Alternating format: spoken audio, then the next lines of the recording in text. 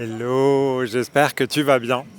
Alors aujourd'hui, une petite vidéo à Kumamoto. Donc on est arrivé un peu tardivement et on n'a pas été déçus. Donc on est sur une ville, sur une grosse ville japonaise bien de chez nous. Et là en fait tu crois que c'est une super esplanade et tout ça. Et là je marche sur du gazon synthétique. Donc tout ce que tu vois ici c'est du gazon synthétique. Donc si tu me suis depuis quelques vidéos sur le voyage à travers le Japon, tu sais que là voilà, on n'est pas chez nous, c'est clair. Donc on a quelques arbres là qui font bonne figure, d'accord. Mais sinon, on est bien sur de la ville bien pourrie, de chez nous, de chez nous. Alors je ne vais pas commencer tout de suite le sujet de la vidéo qui est un sujet super intéressant, je te fais du teasing.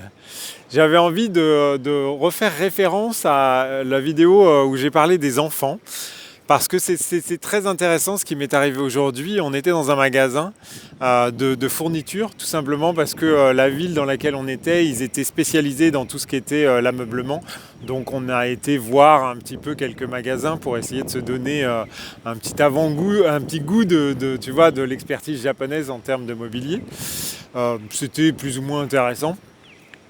Mais ce qui était super drôle, c'était qu'il y avait une famille avec un couple qui avait envie de choisir des meubles tranquillement, sans être dérangé par la petite puce, qui devait avoir, je sais pas, elle devait avoir 3 ans, je dirais, 2-3 ans, 3 ans. Et en fait, ils lui ont filé le téléphone portable. Et la gamine, elle était en train de regarder YouTube Kids, tu sais, où il y a des vidéos qui tournent sans s'arrêter, en fait, tu vois, où ça enchaîne des vidéos pour enfants, soi-disant pour enfants d'ailleurs.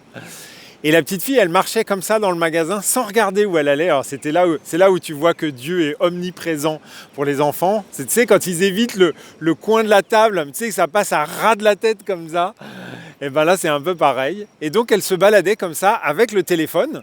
Et c'était extraordinaire parce qu'à un moment donné, elle est arrivée vers moi. Et elle s'est presque arrêtée, tu vois. Elle a dû voir mes jambes du coin de l'œil, donc elle s'est contournée et tout, mais elle n'a même pas levé la tête ni rien du tout. C'était extraordinaire. Et donc tout ça pour dire que effectivement, c'est bien nous en fait qui faisons de nos enfants ces espèces de zombies, quoi. Il faut être honnête. De zombies qui vont ne rien faire pour que ça change parce que de toute façon ils n'auront même pas conscience que ce qu'ils font est complètement hallucinant en fait.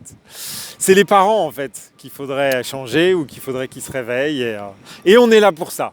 Toi comme moi, on est sur la bonne chaîne, on est là, tu vois, regarde, là je suis sur la route, tu vois, sur l'autoroute de l'éveil. Et aujourd'hui j'aimerais te parler de l'autre et comment l'autre intervient dans ta vie vraiment sous forme d'ange gardien. Ce qu'il faut vraiment comprendre, mais là si tu me suis un petit peu depuis quelques vidéos, tu vois un peu le sujet et tout, c'est que tout est fait, tout, même ça, même ce truc-là, même ce gazon tout pourri synthétique sur lequel les gamins doivent se brûler quand ils tombent, et bien tout ça c'est fait pour nous permettre de vivre une expérience, d'accord ? Et l'autre qui intervient dans notre vie, bien évidemment, il a son rôle à jouer. C'est-à-dire qu'aujourd'hui, tu vois, ici sur cette place, tu peux t'apercevoir que tout le monde fonctionne. C'est comme Truman Show en fait. Tout le monde fonctionne pour moi, exactement pour moi, pour que je puisse vivre cette expérience, d'accord ? Cette expérience de vidéo. Et donc, ce qui est intéressant, c'est d'arriver à déceler. Alors, je ne sais pas si tu te souviens dans la vidéo où je parle que tu as le droit d'être là parce que sur la route comme dans la vie, d'accord ? Et qu'à un moment donné, il y a quelqu'un qui me colle au train et que je suis son obstacle, en fait, d'accord ? Et en fait, ce qui est super intéressant, c'est que tu peux t'apercevoir de ton rôle dans la vie de l'autre. Et ça, c'est extraordinaire.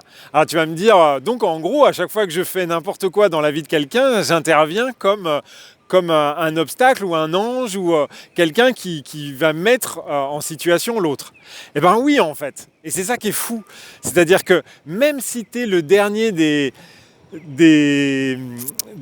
tu vois ce que je veux dire ? Eh bien en fait, tu vas intervenir dans la vie de l'autre en délivrant un message, en lui permettant de s'exprimer dans une situation de vie.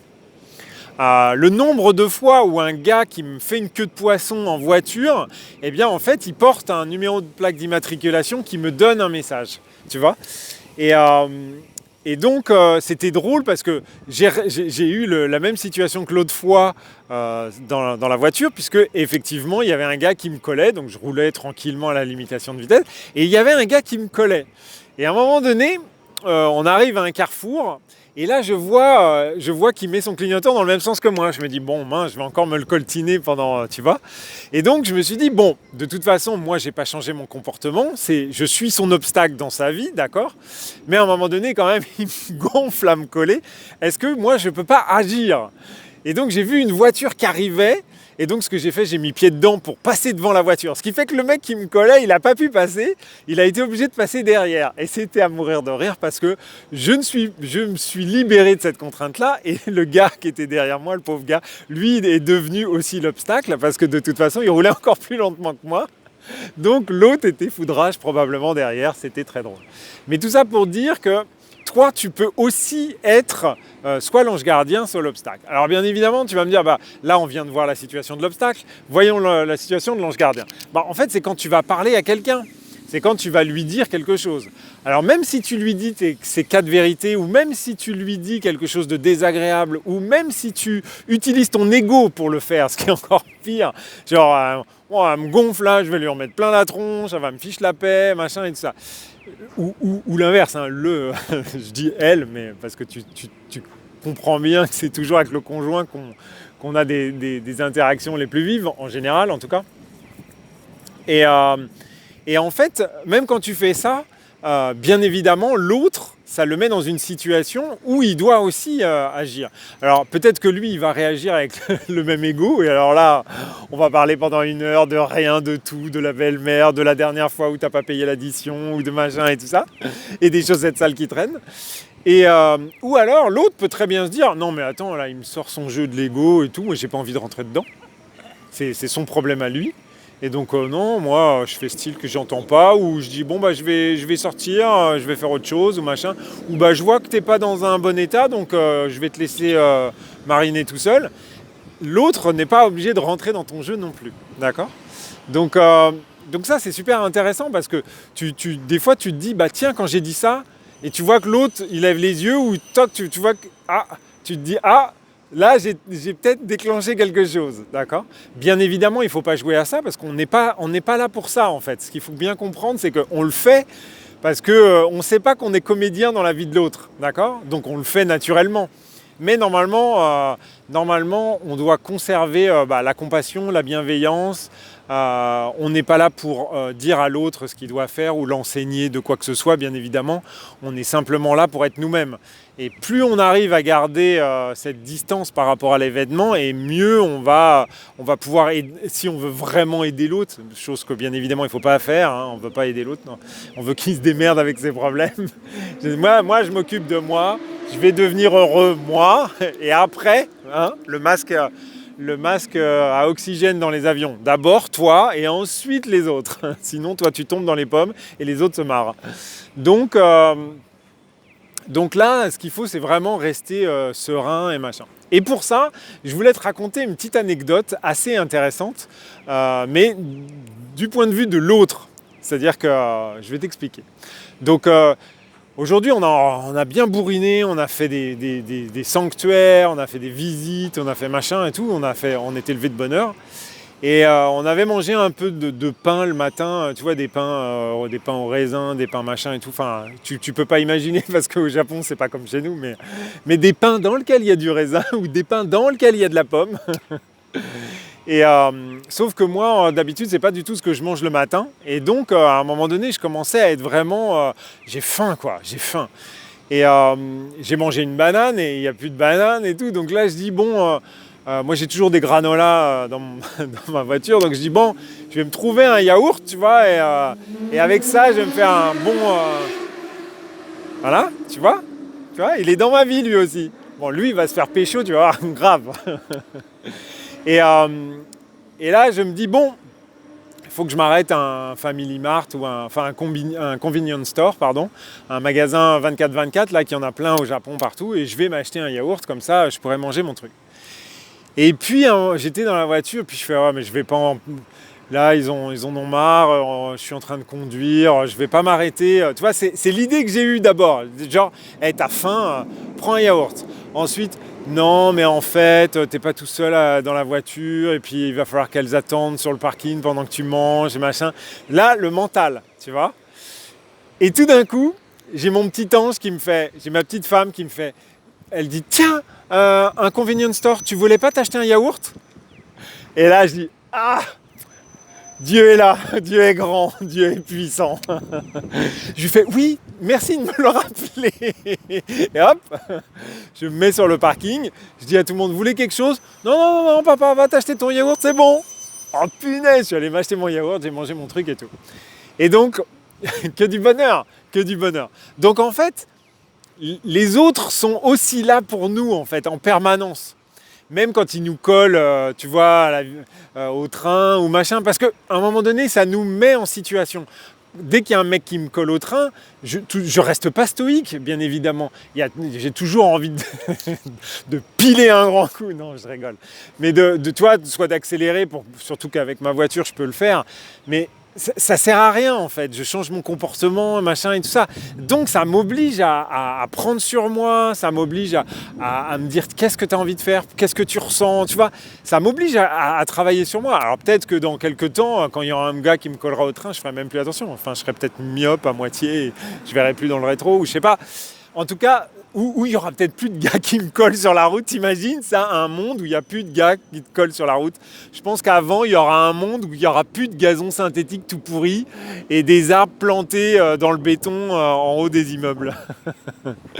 Enfin bon, tu vois, j'espère que tu vois bien là où je veux en venir. Ça veut dire quoi? Ça veut dire que moi, dans ta vie, pendant que tu me regardes là, eh bien, je peux soit t'énerver, développer chez toi une frustration ou une anxiété ou une colère et te dire non mais franchement il dit vraiment n'importe quoi, c'est vraiment un nain de jardin ce tondu, machin et tout ça. Et dans ce cas-là, j'en suis ravi. Et peut-être que aussi, ah ouais, Denis, ouais, c'est vrai, moi aussi j'ai vécu ça. Et la dernière fois, j'ai bien pilé en fait. Ça m'a bien fait plaisir et tout. Et en fait, tu es à la bonne place. Toujours en fait, toujours à la bonne place, au bon endroit, au bon moment, à regarder cette vidéo avec moi, à partager ce morceau de gazon synthétique, ou tout simplement à avoir une interaction avec n'importe quel individu de cette planète, qui peut être humain, animal, végétal, rocailleux aussi, c'est-à-dire, tu sais, quand tu te vautres sur un rocher un peu glissant et que tu te plantes la marche dans le tibia, par exemple, tu vois, et bien tout ça te donne des messages, tout ça te donne des opportunités de te réveiller, en fait, tu vois, d'avoir, comme dirait l'autre, une attention. Et c'est d'autant plus vrai parce que tu vois, on a monté des sanctuaires où le dernier qu'on a monté, il y avait 153 marches, on les a comptées.